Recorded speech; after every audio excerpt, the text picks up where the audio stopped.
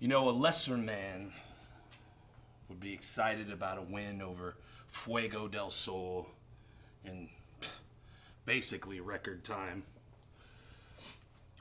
But you see, the Howletts, we're a team. And if there's anything we understand, it's being a team player. And tonight, the team of the Jackson administration, we lost tonight. Now the foundation, I'm sure they'll get their rematch. I'm sure they'll get their opportunity. But everybody knows who's standing next in line.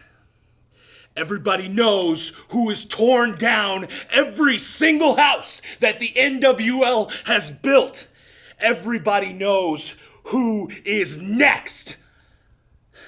Besties, congratulations on your win. I hope you enjoy it tonight, because tomorrow the Howletts are on the hunt.